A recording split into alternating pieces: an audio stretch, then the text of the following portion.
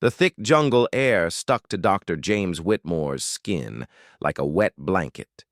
He wiped his forehead with the back of his hand and looked up at the towering trees that seemed to touch the clouds. After 3 weeks of hiking through the mountains of Papua New Guinea, he finally saw smoke rising from cooking fires ahead. "There it is," he whispered to himself, his heart beating faster with excitement and fear. James was not like other men from Australia who came to these remote places. While others came looking for gold or land to claim, he came with books and pencils. He wanted to learn about people who lived differently than he did. At 32 years old, he had spent years studying in universities, but nothing had prepared him for this moment. His small team of local guides stopped behind him. They had been quiet for the past hour, and James could see worry in their eyes. These mountain people, the Huli tribe, did not welcome strangers easily. Some had never seen a white person before. The village appeared like something from a dream. Round houses with grass roofs sat in perfect circles.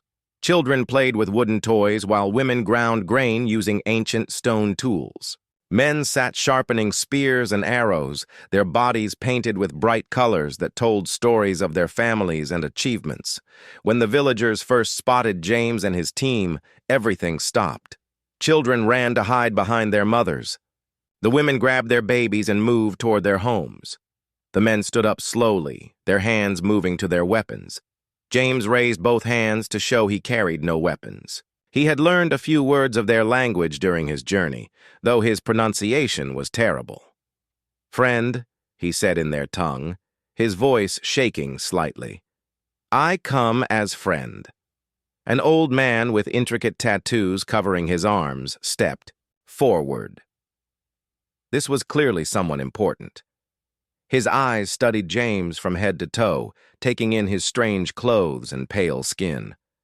Behind him stood other village elders, their faces showing deep suspicion. The old man spoke in rapid sentences that James could not understand. One of his guides translated quietly. "He asks why you have come here. He wants to know if you bring trouble." James pulled out his bag and carefully removed gifts he had brought. Metal knives that could cut better than stone ones, colorful beads that sparkled in the sunlight, medicine bottles that could help heal wounds and sickness.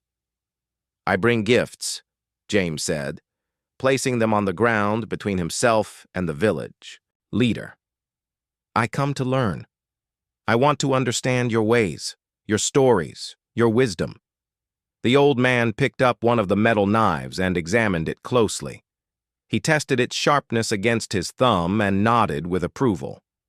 The other elders gathered around to look at the strange items this pale visitor had brought. Among the crowd of curious faces, one person stood out. A young woman, probably 18 or 19 years old, watched from near one of the larger houses. She did not run or hide like the other young people.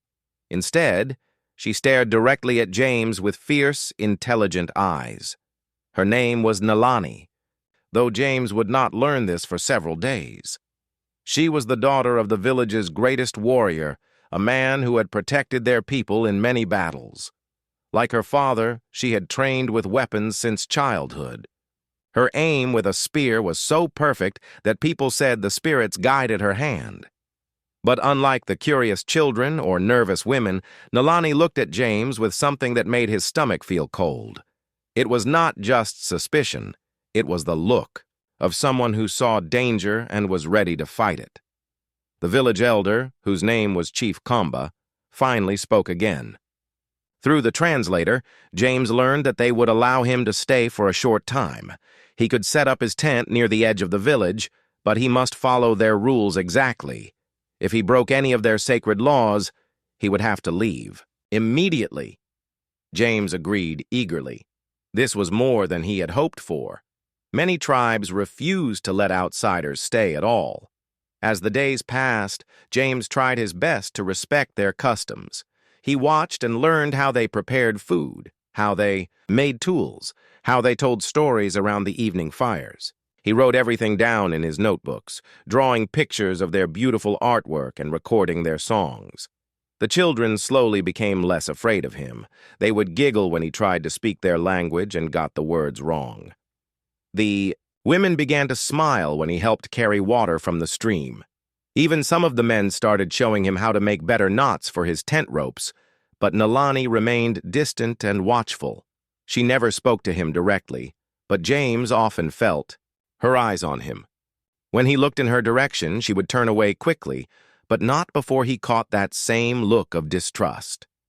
James did not understand why this one young woman seemed to dislike him so much. He had been careful to be respectful to everyone. He brought his own food so as not to take from their supplies. He helped with daily work whenever they would let him. He even tried to learn their children's games. What James did not know was that Nalani had heard stories from other villages, stories about white men who came with gifts and kind words, but later brought soldiers and took away land, stories about people who promised to help but ended up causing great harm. She watched this stranger carefully, looking for signs that he was not what he seemed. She noticed how he wrote down everything he saw. She wondered why he asked so many questions about their weapons and their defenses. She worried that he was collecting information that could be used against them someday. 3 weeks passed peacefully, but the tension Nalani felt only grew stronger. She could see that her people were beginning to trust this outsider too much. Her father and the other warriors were showing him things that should remain secret. The elders were sharing sacred stories that had never been told to anyone outside their tribe. Something had to be done, she decided. This man might seem kind, but kindness could be a mask hiding dangerous intentions. She had to find a way to test him, to see what he was really made of. Nalani began planning something that would either prove the stranger was trustworthy or give her people a reason to send him away forever. She did not know that her plan would change both their lives in ways no one could imagine. The stage was set for a confrontation that would shake the very foundations of everything both James and Nalani believed about their worlds. The morning started like any other. James woke up in his tent as the first rays of sunlight filtered through the jungle canopy. He could hear the village coming to life with the sounds of cooking fires being lit and children laughing as they played their morning games. James had developed a routine over the past 3 weeks. He would help the women carry water from the stream, then spend time with the village elders learning new words in their language. After lunch, he would sit with the craftsmen and watch them make beautiful tools and decorations. Today felt different, though. James wanted to collect some plant samples from deeper in the forest. He had seen interesting flowers and herbs that might be useful for his research. His translator, a young man named Quito from a neighboring village, had gone to visit his sick grandmother and would not return for 2 days. James thought he understood enough of the local customs by now to explore on his own. After all, he had been living peacefully with these people for weeks. What could go wrong with a simple walk in the forest? He packed his notebook, some water, and his plant collection tools. Then he set off toward the eastern edge of the village, where the jungle grew thick and mysterious. The morning air was fresh and cool, and James felt excited about what he might discover. As he walked deeper into the forest, James noticed the trees seemed older and more magnificent. Vines hung like curtains between massive trunks, and exotic birds called to each other from hidden branches.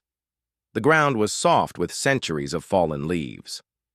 After about an hour of walking, James found exactly what he was looking for: a clearing filled with flowers he had never seen before. Their petals were deep purple with golden centers, and they gave off a sweet smell that reminded him of honey. James knelt down and carefully began collecting samples, just as he had done in many other places. He drew pictures in his notebook and wrote detailed descriptions of each plant. He was so focused on his work that he did not notice the carved stone markers that surrounded the clearing. If he had paid attention to these ancient stones, if he had been able to read the symbols carved into them, James would have known that he was in the most sacred place in all of Huli territory. This was where their ancestors were believed to rest, where the spirits of great warriors and wise leaders watched over the living. No outsider had ever set foot in this place. Even members of the tribe could only enter during special ceremonies and only with permission from the village shaman. The flowers James was so carefully collecting were not just beautiful plants. They were considered the physical form of ancestral spirits. James spent 2 peaceful hours in the clearing, completely unaware that with every flower he picked, he was breaking laws that had existed for hundreds of years. He filled his collection bag with samples and made detailed drawings of everything he saw. When he finally decided to head back to the village, James felt proud of his morning's work. These plant samples could help him understand how the Huli people used nature for medicine and ceremonies. He whistled a happy tune as he walked back through the jungle, but his good mood disappeared the moment he reached the village edge. A crowd had gathered near the chief's house, and James could hear raised voices speaking in rapid, angry tones. Even though he could not understand all the words, the emotion was clear. People were very upset about something. As James approached, the crowd noticed him. Conversation stopped. People turned to stare at him with expressions he had never seen before. Where there had been growing acceptance and even friendship, now there was anger and disappointment. Chief Kamba stepped forward, his face grave and serious. Behind him stood the village shaman, an elderly woman whose eyes seemed to look right through James. In her weathered hands, she held some of the purple flowers that James had collected that morning. James felt his heart sink as he realized what had happened. Somehow, they had discovered where he had been and what he had done. But he still did not understand why everyone looked so upset. They were just flowers after all. The shaman spoke first, her voice carrying the weight of great sadness. Even without understanding her exact words, James could hear the disappointment in her tone. She held up the flowers, and several people in the crowd gasped. Chief Kamba began speaking, his voice getting louder and more forceful with each sentence. Other voices joined in, creating a chorus of anger and betrayal. James caught a few words he recognized: sacred, forbidden, and spirits. The full weight of his mistake began to dawn on him. He had not just wandered into the wrong part of the forest. He had violated something deeply important to these people, something so sacred that his presence there was seen as an attack on their most cherished beliefs. James tried to apologize, using the few words he knew in their language, but his stumbling attempts only seemed to make things worse. How could he explain that he meant no harm when he could barely string together a proper sentence? The crowd grew larger as more villagers heard the commotion. Women emerged from their houses with worried expressions. Men left their work to join the gathering. Even the children stopped playing to listen to the adults argue about what should be done with the outsider who had broken their most sacred law. Some voices called for James to be sent away immediately. Others suggested he should be punished before being allowed to leave. A few even spoke of more serious consequences for such a grave offense. But then, cutting through all the other voices, came a sound that made everyone turn and listen. It was Nalani, speaking with clear authority despite her young age. James could not understand her words, but her tone was unmistakable. She was not just angry, she was determined.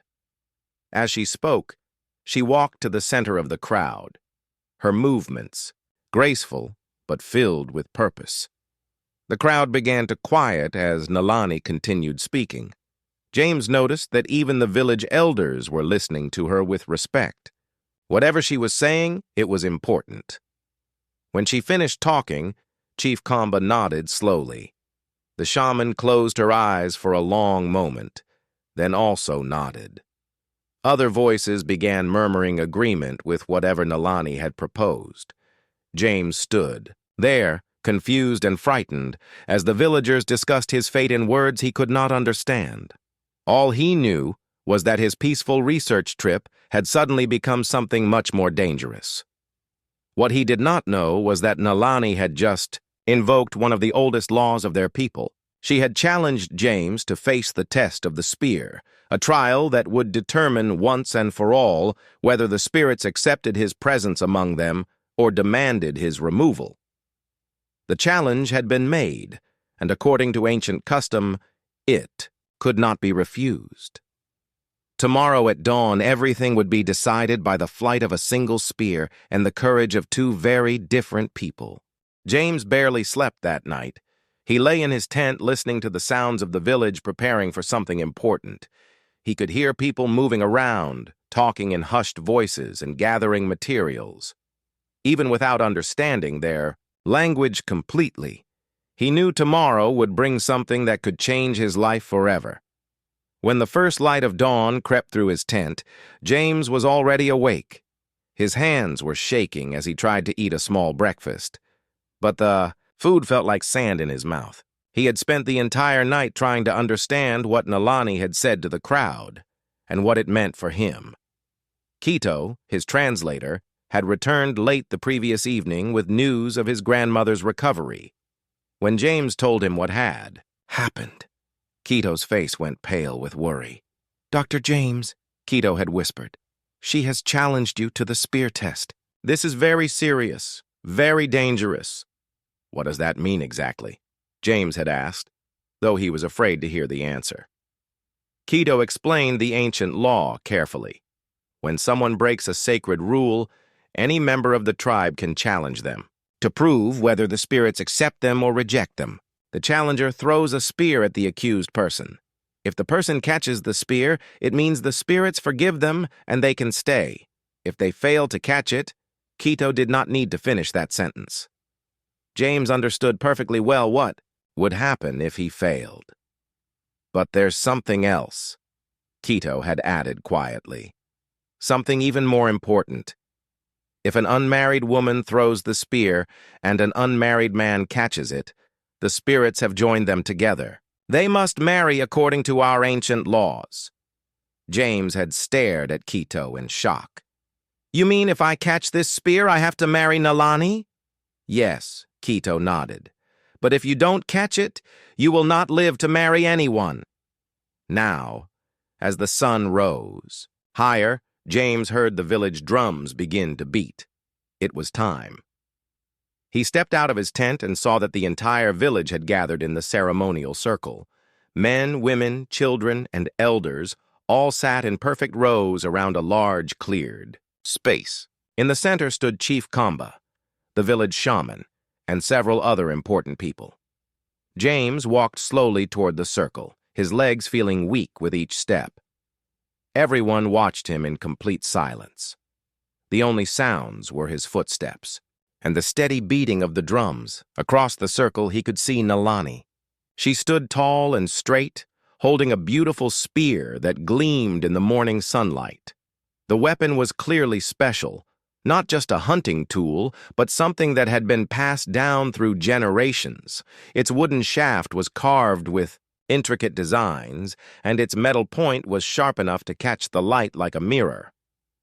Nalani's face showed no emotion. She looked like a statue carved from stone, completely focused and determined. James realized that to her, this was not just about punishment or justice. This was about protecting her people from what she saw as a dangerous threat. The village shaman stepped forward and began speaking in the ancient language used for ceremonies. Her words rolled across the silent crowd like water over stones. Even though James could not understand them, he felt their power and importance. When she finished speaking, Chief Kamba pointed to a spot 30 paces away from where Nalani stood. James understood that this was where he needed to position himself. 30 paces, close enough to see every detail of what was about to happen, but far enough that he would need perfect timing and incredible luck to survive. James walked to his position, his heart beating so hard he was sure everyone could hear it. He turned to face Nalani and tried to prepare himself for what was coming. He had never been athletic or particularly quick with his hands. His skills were with books and words, not physical challenges. Nalani raised the spear above her head. The morning sun made her look like a warrior goddess from the ancient stories her people told around their fires. She had trained for this moment her entire life, James realized. Every day of practice, every lesson from her father, had been preparing her for moments like this. The drums stopped beating. The silence was so complete that James could hear his own breathing. Somewhere in the crowd, a baby made a small sound, but otherwise the world seemed to hold its breath. Nalani pulled her arm back, her muscles coiling like a spring ready to release. Her eyes locked onto James's chest, measuring the distance and calculating the exact angle she needed. For a moment that felt like forever. She stood frozen in that position. Then, with a cry that echoed across the entire valley, Nalani threw the spear. The weapon flew through the air like a bolt of lightning. James watched it coming toward him and felt time slow down to almost nothing. He could see every detail, the way the carved wood spun, the way the metal point caught the light, the perfect arc of its flight. His mind went completely blank. There was no time to think, no time to plan, no time to be afraid. His body moved without any conscious decision from his brain. James's right hand shot out to the side. His fingers spread wide. His eyes never left the spear as it approached the final few feet of its journey. The spear's wooden shaft slapped into his palm with a sound like thunder. His fingers closed around it automatically, gripping it so tightly that his knuckles turned white. For a moment, he stood there holding the weapon, not quite believing what had just happened. The crowd remained silent for several heartbeats. Then, slowly, whispers began to spread through the gathering. People turned to their neighbors, with expressions of amazement and confusion. James looked down at the spear in his hand, then up at Nalani. Her face had changed completely. The confident, determined expression was gone, replaced by something that looked like shock and horror. She had not intended for him to catch the spear, James realized. She had meant for this challenge to end his presence in their village permanently. But something had gone wrong with her plan, or perhaps, as the village believed, the spirits had intervened. Chief Kamba stepped forward and spoke in a voice that carried across the entire gathering. Even without understanding every word, James knew he was explaining what had just happened and what it meant according to their ancient laws. As the chief spoke, James saw different reactions ripple through the crowd. Some people looked pleased and excited. Others appeared worried or confused. A few seemed almost frightened by what they had witnessed. But it was Nalani's reaction that worried James the most. She stood frozen in place, staring at him with an expression of complete despair. This strong, proud young woman who had never backed down from any challenge suddenly looked lost and trapped. The village shaman approached James and gently took the spear from his hands. She examined it carefully, running her fingers along its carved surface and holding it up to catch the light. When she finished her inspection, she nodded to Chief Kamba and spoke a few words. The chief raised his arms for attention and made an announcement that caused the entire crowd to burst into excited chatter. James did not need a translation to understand what was happening. The ancient law had been fulfilled. The spear had been thrown and caught. According to the customs that had governed this tribe for centuries, he and Nalani were now bound together. As the reality of the situation settled over both of them, James and Nalani stood 30 paces apart, staring at each other across a distance that suddenly felt both impossible to cross and impossible to maintain. Neither of them had wanted this outcome, but the ancient laws of the tribe were clear. The spirits had spoken through the flight of the spear, and their decision could not be questioned or changed. The days following the spear ceremony felt like living in a strange dream that James could not wake up from. Every morning, he hoped he would open his eyes and find himself back in his university office in Australia, surrounded by his books and research papers. But each dawn brought the same reality. He was bound by ancient laws to marry a woman who clearly wished he had never set foot in her village. Nalani had not spoken a single word to him since the ceremony. She moved through the village like a ghost, performing her daily tasks with mechanical precision, but showing no emotion on her face. When their paths crossed, which happened often in the small village, she would look right through him as if he did not exist. James tried several times to approach her, hoping they could at least discuss their situation. Each attempt ended the same way. Nalani would simply walk away without acknowledging his presence. The other villagers watched these interactions with growing concern. "She is very upset," Quito explained to James one evening as they sat by the cooking fire. "She feels trapped. In our culture, a woman usually has some choice in who she marries, even when families arrange marriages. But the spear law is different. It cannot be broken or changed." James stirred the fire with a stick, watching the sparks fly up into the dark sky. "I never wanted this either," he said quietly. "I came here to learn about your people, not to force anyone into marriage. Is there really no way to undo what happened?" Quito shook his head sadly.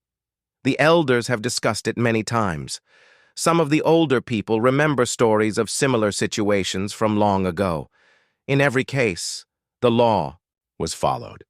To break it would anger the spirits and bring bad luck to the entire village." Meanwhile, Nalani was having her own difficult conversations with her family. Her father, a respected warrior named Tao, found himself caught between his daughter's unhappiness and his duty to uphold tribal traditions. "The law is clear," he told her as they sat outside their family home. "The spirits chose this path when they guided the stranger's hand to catch your spear. We cannot question their wisdom." "But father," Nalani replied, her voice filled with frustration, "I never intended for the marriage law to apply. I wanted him to fail the test and leave our village. I was trying to protect our people." Her mother, a wise woman named Leilani, who served as one of the village's traditional healers, placed a gentle hand on her daughter's shoulder. "Sometimes the spirits have plans we do not understand at first," she said softly. "Perhaps there is a reason this has happened." Nalani pulled away from her mother's touch. "What reason could there be? He is not one of us. He does not understand our ways. He knows nothing about living in harmony with the forest or respecting the old traditions." "That may be true now," her mother replied thoughtfully. "But people can learn and change. When your father and I were first married, we seemed very different too. He was a warrior who thought only of fighting and hunting. I was more interested in healing herbs and caring for the sick, but over time, we learned from each other." As the weeks passed, the village elders grew increasingly worried about the situation. The wedding ceremony needed to happen according to traditional timing, but both James and Nalani seemed completely unwilling to participate. Their obvious unhappiness was affecting the mood of the entire community. Chief Kamba called a meeting of the village council to discuss what should be done. "The law must be followed," he stated firmly, "but we must also find a way to help these two young people accept their fate with better spirits." The village shaman, who had remained silent through most of the discussions about James and Nalani, finally spoke up. "Perhaps," she said slowly, "we are approaching this wrong. Instead of forcing them together immediately, why not give them time to understand each other first?" She proposed that James and Nalani should spend their days working together on village tasks. This would allow them to learn about each other gradually while still preparing for the marriage that must eventually take place. "If they are to be husband and wife," the shaman continued, "they need to see each other as real people, not as problems to be solved."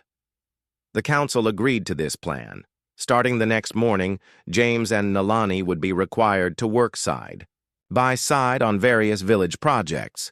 They would help with the harvest, assist in building repairs, and participate in the daily activities that kept the community functioning. When this decision was announced to James and Nalani separately, both reacted with dismay. But they also understood that refusing would be impossible. The village had already been more patient with their situation than traditional law required. The first morning of their forced collaboration was awkward beyond description.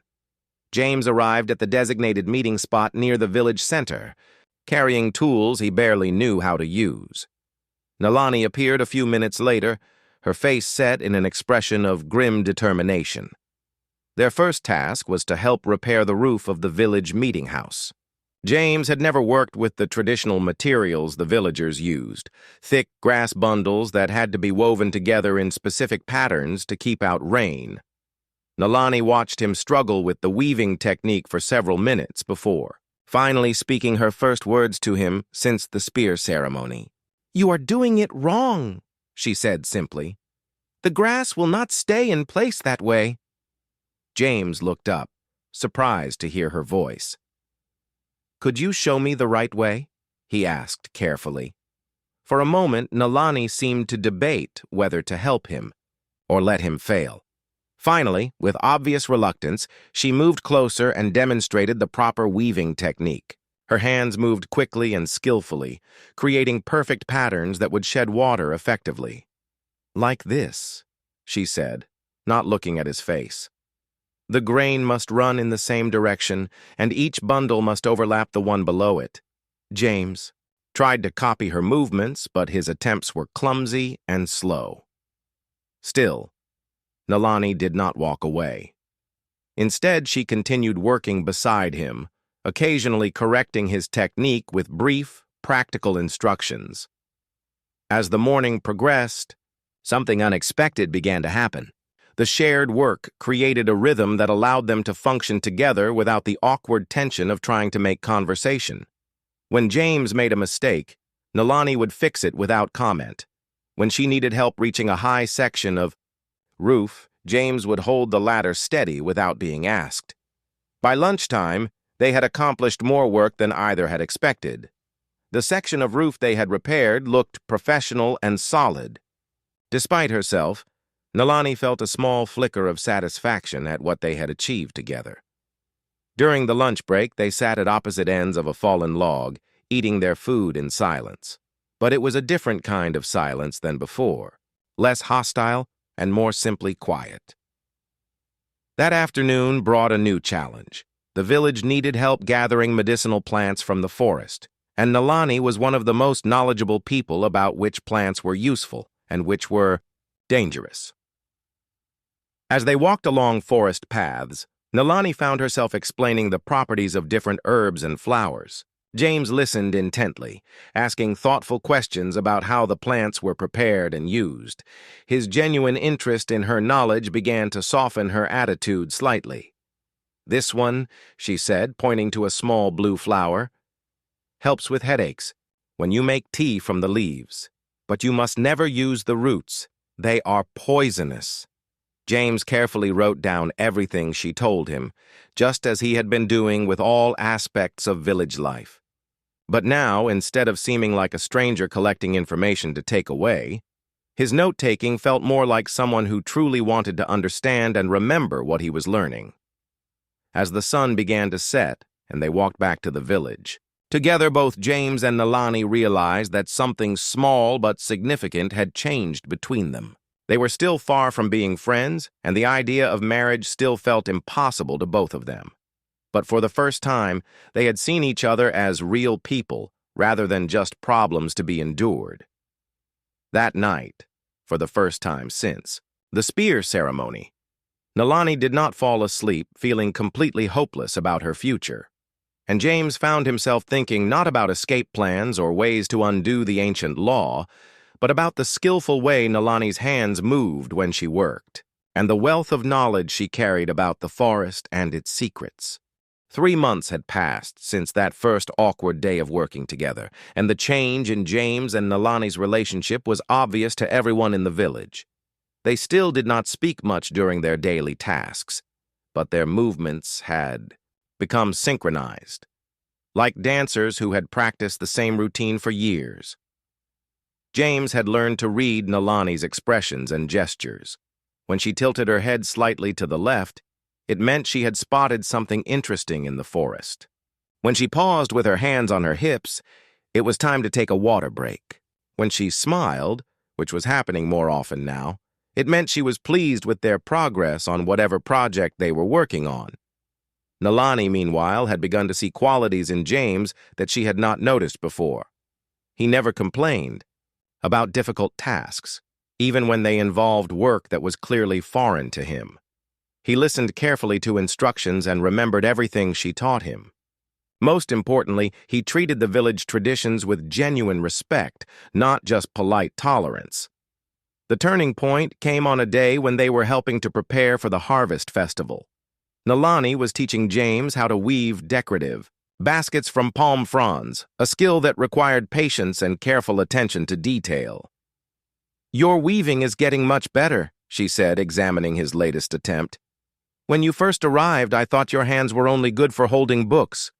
James looked up, surprised by what sounded almost like a compliment. "I had to learn quickly," he replied with a small smile. "I discovered that dropping things or breaking them was not making me very popular." For the first time since the spear ceremony, Nalani laughed. It was just a quiet chuckle, but the sound made James feel warmer than he had in months. "I remember the first time you tried to help carry water from the stream," she said, her eyes showing the first hint of amusement he had ever seen there. "You spilled more water on yourself than you brought back to the village." "That clay pot was heavier than it looked," James protested, but he was smiling too. "And slippery. Very slippery." As they continued working on the baskets, their conversation flowed more naturally than it ever had before.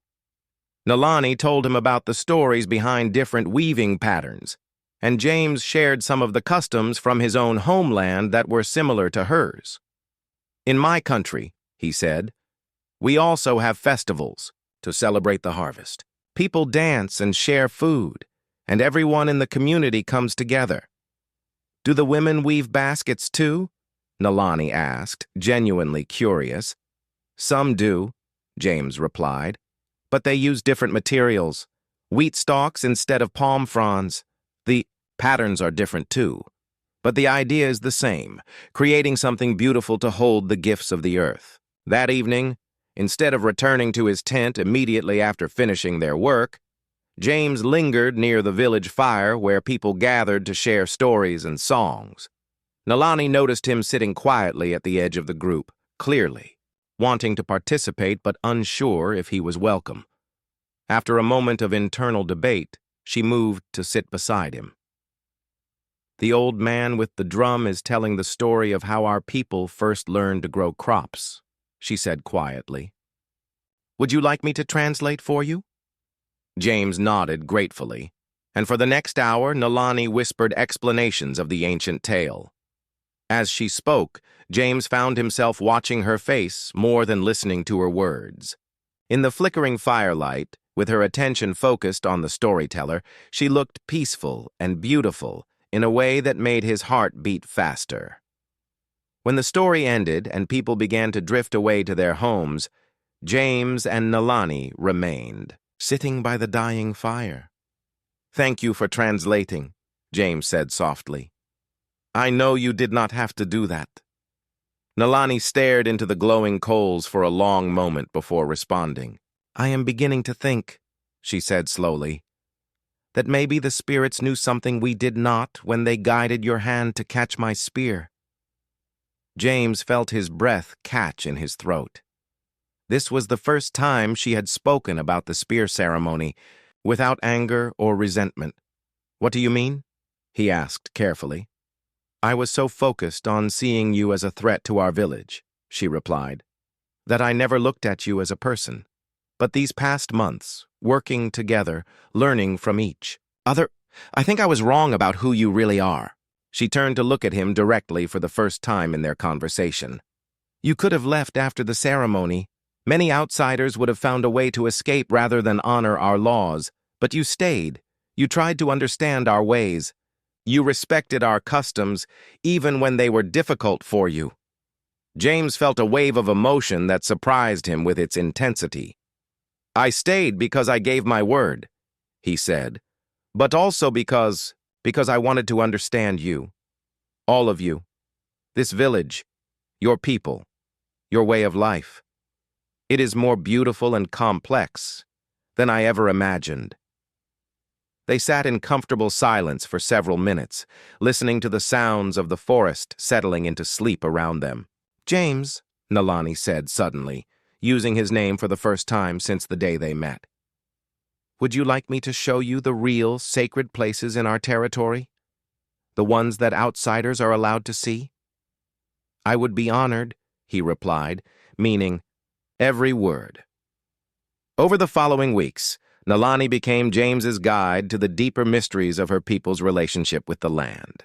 She showed him hidden waterfalls where the village children learned to swim, ancient trees that had been marked by generations of hunters, and caves where emergency supplies were stored for times of drought or conflict.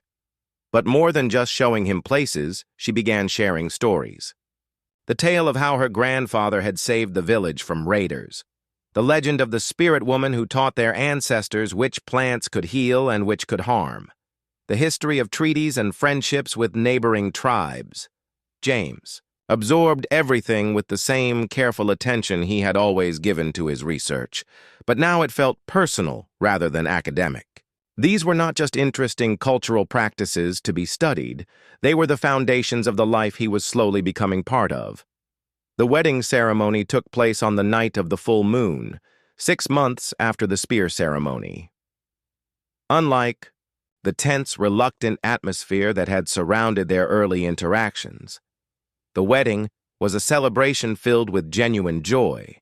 Nalani wore a dress woven from the finest fibers in the village, decorated with patterns that told the story of strong women in her family line. James, dressed in traditional men's clothing that the village craftsmen had made specially for him, complete with the armbands and necklaces that marked him as an accepted member of the community. As they spoke their vows in the ancient words that had joined couples for hundreds of years, both James and Nalani felt something that neither had expected when this journey began. What had started as obligation had become genuine care and respect. What had been forced by law had become chosen by the heart. The celebration lasted until dawn, with dancing, singing, and feasting that included the entire village. Children ran between the adults, laughing and playing games. Elders shared stories of other couples who had found love in unexpected ways. Young people sang traditional wedding songs that spoke of growing old together and building a life from 2 different dreams. When the sun rose and the last guests finally went home, James and Nalani stood together outside the house that was now theirs to share. They were tired from the long night of celebration, but neither wanted the moment to end. "Are you happy?" James asked, taking her hand for the first time. Nalani looked at their joined hands, then up at his face. "I am surprised to say this," she replied with a smile. "But yes, I am happy." "Are you?" "Happier than I ever thought possible when I caught that spear," he answered. As the years passed, James and Nalani became living proof that love could grow from the most unlikely beginnings.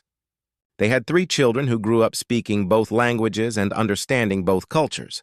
James's research, enriched by Nalani's deep knowledge, helped the outside world understand and respect indigenous ways of life instead of trying to change them.